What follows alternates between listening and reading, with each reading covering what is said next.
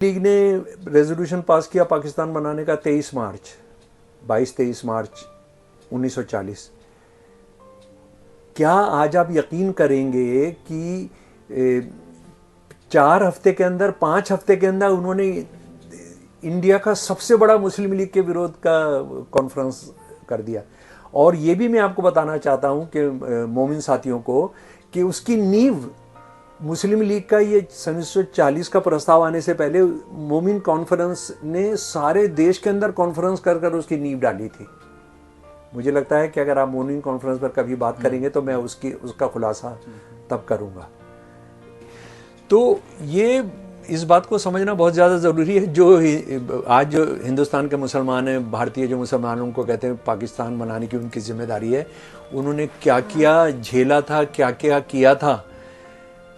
सड़कों पर लड़ाइयाँ लड़ी थी, किताबों के ज़रिए लड़ाइयाँ लड़ी थी, मजलिसें कर कर लड़ाइयाँ लड़ी थी, बड़े बड़े इज्तिमा करके लड़ाइयाँ लड़ी थी, ट्रेड यूनियंस के बीच में जाकर काम किया था, हिंदुस्तान के कोने कोने में जाकर इंक्लूडिंग साउथ इंडिया में जाकर कॉन्फ्रेंसेस की थी। तो इसकी शुरुआत किससे हुई थी? इसकी शुरुआत हुई थी ये 27, 28, 29, 30 अप्रैल को दिल्ली के अंदर 1940 में। मैंने बताया था कि ये 22-23 मार्च को प्रस्ताव पास किया था और उसके 6 वीक के अंदर या 5 वीक के अंदर ये कॉन्फ्रेंस बुला ली गई थी। और ये मुसलमानों का इतिहास का सबसे बड़ा इज्तिमा था। और इसमें 1400 डेलीगेट आए थे। ये ऐसा नहीं था कोई भी आ जाएगा। 1400 डेलीगेट आए थे। ये कंपनी बाग होता था। अब ये चांदनी चौक के अंदर रेलवे स्टेशन के इधर और चांदनी चौक के बीच में एक बहुत बड़ा बाग एक था। वो क्या कहते हैं कि ये नगर पालिका भवन है। नगर पालिका अब नहीं है वहाँ पे। अब तो वो कुछ और हो गया है।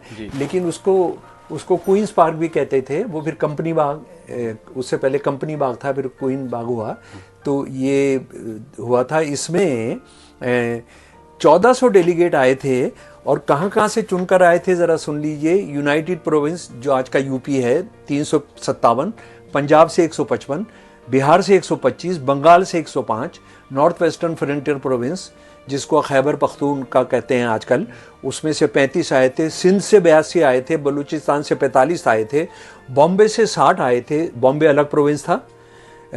सीपी सेंट्रल प्रोविंस जहाँ मध्य प्रदेश है 12 आए थे, मद्रास से 5 आए थे, उड़ीसा से 5 आए थे, अजमेर मेवाड़ से 12 आए थे, असम से 25 आए थे, दिल्ली से 112 आए थे।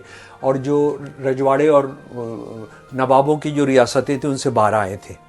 ये पंडाल जो है 50,000 लोगों के लिए बनाया गया था। लेकिन इतने लोग आने का हो गया कि 1 लाख पंडाल करना पड़ा।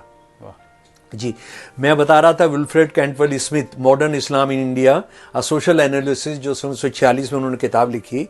उन्होंने कहा कि ये मुसलमानों का सबसे बड़ा इज्तिमा था और ये मेजॉरिटी ऑफ मुस्लिम्स को रिप्रेजेंट करता था।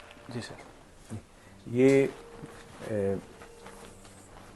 औरतों के लिए 500 औरतों की जगह बनाई गई थी। तो जो 5000 करनी पड़ी। 3 दिन की कॉन्फ्रेंस होनी थी। 27, 28, 29 अप्रैल को 1 दिन बढ़ाना पड़ा। और उसके जो रेजोल्यूशंस पास किए गए हैं वो आज इस देश के लिए भी, आज देश में जो कुछ हो रहा है उससे उबरने के लिए वो प्रस्ताव बहुत बहुत अहम है। और इसको असल में ये किन की लीडरशिप क़यादत में हुआ था? वो अल्लाह बख्श समरू। अल्लाह बख्श समरू खुद एक पसमानदा समाज से आते थे और सिंध के चीफ मिनिस्टर थे। और सन 1940 में जब उन्होंने इसकी क़यादत करने का तय किया तो वो उससे पहले सिंध के चीफ मिनिस्टर रह चुके थे। और बाद में ये सन 1942 में आकर जब ये क्विट इंडिया मूवमेंट, भारत छोड़ो आंदोलन में गांधी जी को जलील करने का एक बयान देता है विंस्टन चर्चिल, तो इन्होंने अपने सारे खिताब लौटा दिए थे और उसके बाद अंग्रेज़ों ने इनकी सरकार डिसमिस कर दी थी। ये भारत के अंग्रेज़ी राज में इतिहास में पहला एक ऐसा चीफ मिनिस्टर था। उस वक्त चीफ मिनिस्टर को प्राइम मिनिस्टर कहते थे, जिनको डिसमिस किया गया था। तो ये एक तरीके से देखा जाए तो ये पसमानदा तबके से आने वाले एक शख्स की कुर्बानी भी मानी जा सकती है। बड़ी कुर्बानी। और उसके बाद 13 मई 1943 को मुस्लिम लीग के लोगों ने किस लिए इनका कत्ल किया? सिंध के अंदर ही, क्योंकि ये पाकिस्तान जिस इलाके में बन रहा था वहाँ मुस्लिम लीग के खिलाफ सबसे बड़ा अवरोध बन गए थे, सबसे बड़ा रुकावट बन गए थे, उनको मारना बहुत ज़्यादा ज़रूरी था।